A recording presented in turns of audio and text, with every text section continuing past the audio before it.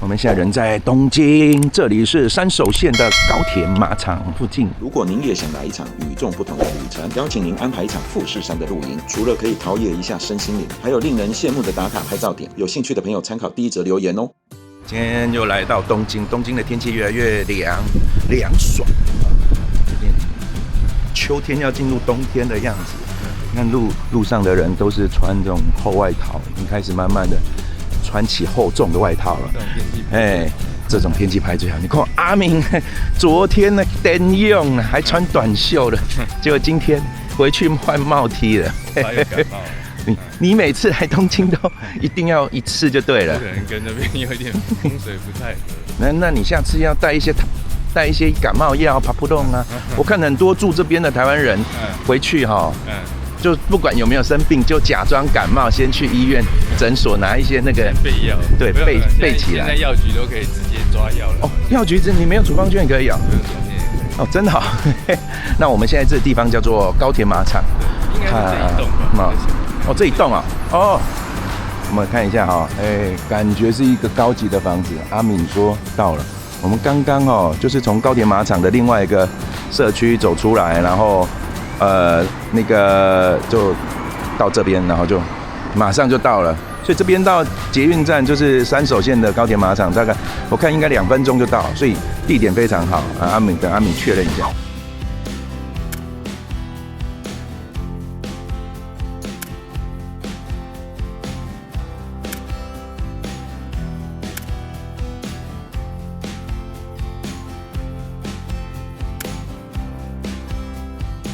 我们先来看一下，这是 Rambell 的一个评比哦，它是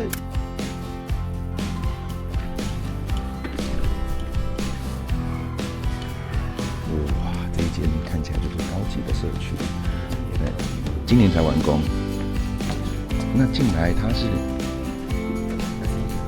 感应的哦，你只要带着这个钥匙，它就通行畅行无阻。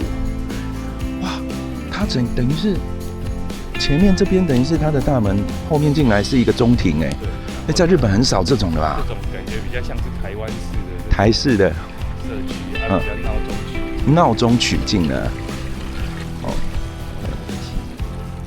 我们先看一下是哪一户，这边是低密度这一定很贵，感觉就是高级的，大概是这样子。然后社区的营造也做得非常好。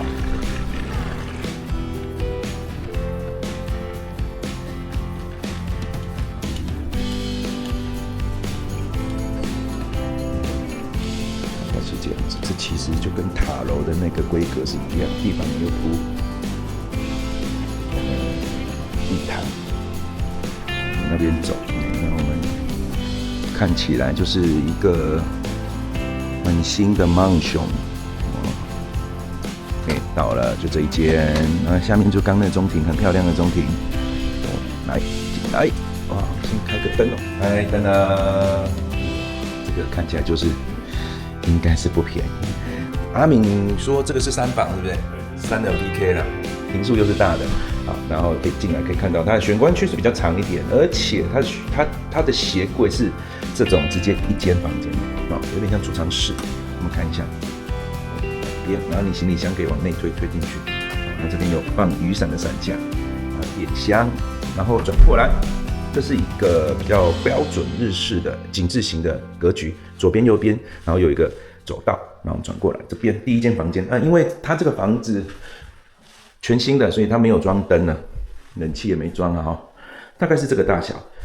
这间要放一个床，可能也是一个比较困难一点，而且它这边是对外，所以这里可能做书房或储藏室比较刚好，或者是客房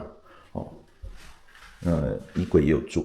然后接下来第2间那种井字形的，这前面会有2间，那这间是可以放一张双人床的，因为日本双人床是比较小，比较比我们一般的还窄一点，所以这个放是没问题。然后它对的是外面的走廊，或者它都有装的铁窗，这里也是一间可走进去的更衣室衣柜他们都是这种，都没有灯，目前都没有灯。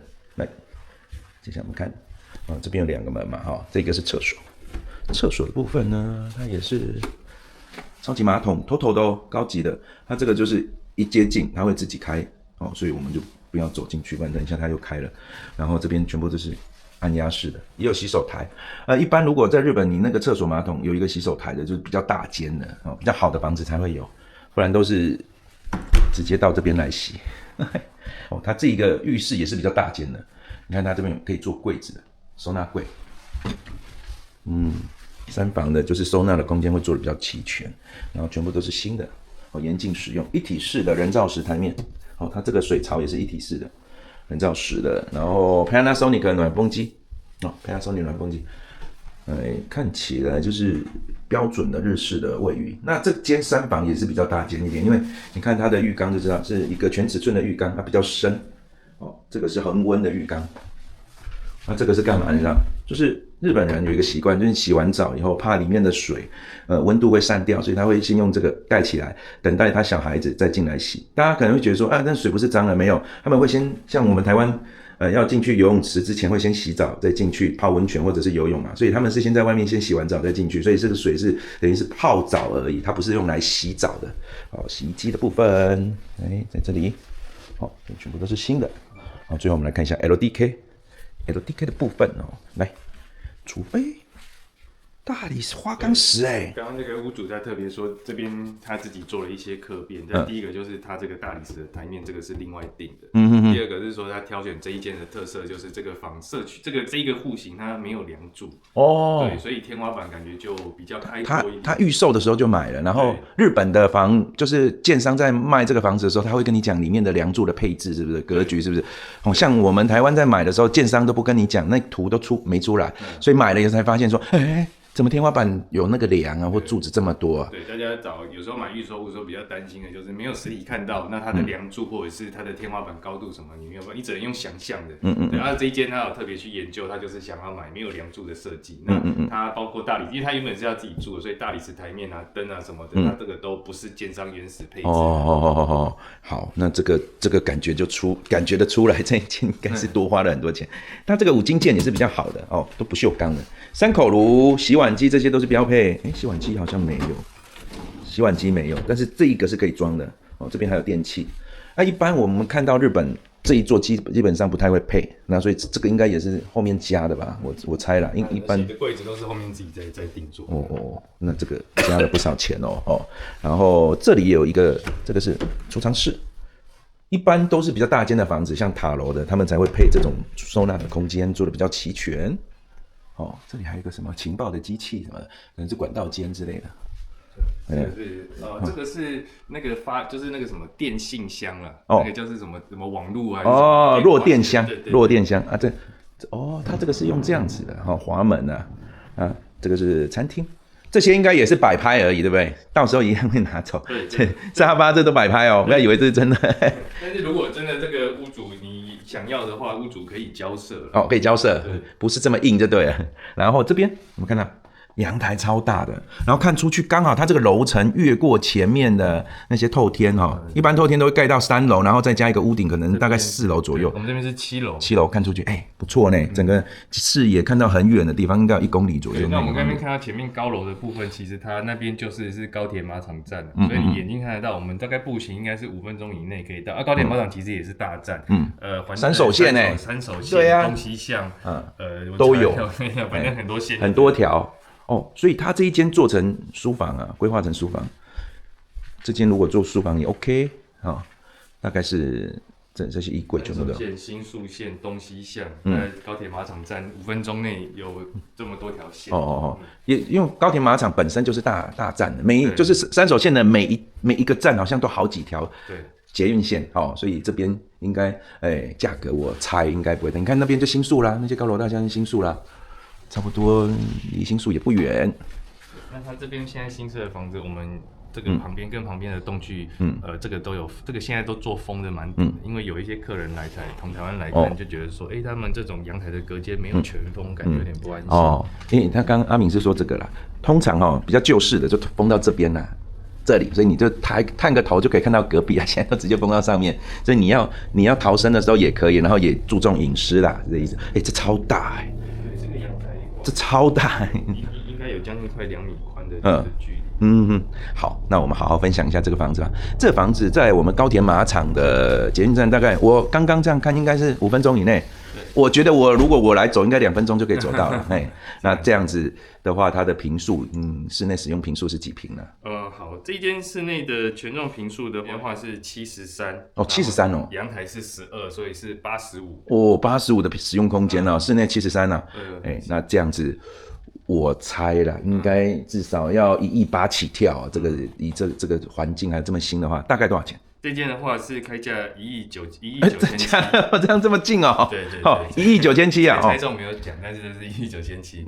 那差不多啦，因为这个在这么精华的地段，然后它的视野也好，还有它的条件，房子的条件本身也好，但是这个管理费应该很贵哦，我猜。管理费的话，是因为整个社区的话，其实是大概将近300多户，320几户左右。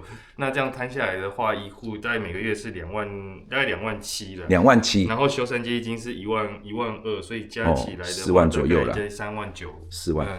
8000块台币，8000块台币。你住在这么高级的地段，8000块也算是可以理解了。那主要是刚好它是在大阪的东京的大站的附近，然后又是新成屋的社区。那我刚刚看到它还有中庭花园什么，其实它算是大阪市东京市中心少见的比较。我第一次看到这么漂亮的，通常塔楼也没弄这么多。通常塔楼就是土地很小，基地很小，然后它就是往上盖。但是这个社区比较特别，它的土地面积还蛮大的，我们很少看到有中庭啊，还有一些流水造景。最重要的是这里是东京市区，对，所以高铁马场。我们等开窗，你看它其实是里面就是等于是闹中取静，蛮安静的，没什么声音。OK， 好哦，那喜欢这种环境，还有在东京能够找到这种社区，应该是非常少数。所以如果你想要多了解这个社区或者这个物件的资讯，可以问一下阿敏，这边有他的 QR code， 直接扫他 QR code 就可以了。那如果你是最近想来日本或东京、大阪这边看房子的，也可以请阿敏帮你安排，直接私讯他，跟你讲你的条件，请他帮你安排。那如果你是想多了解日本房地产资讯，不管是大阪或者是东京呢，也可以加入我们群组，里面有很多好朋友在里面一起讨论。我们期待有更多人来一起支持真心话。我们今天感谢阿敏的分享，下次见喽，拜拜。如果你正计划来大阪旅游，那你可以选择 Ruby 他们公司的民宿，这里有一个像家的客厅，还有像家一样的餐桌，可以去超市买和牛回来煮，还有帮你洗屁屁的免治马桶，有洗衣机，出门不用带那么多衣服，体验正宗日式的房间。欢迎来找 Ruby 住房。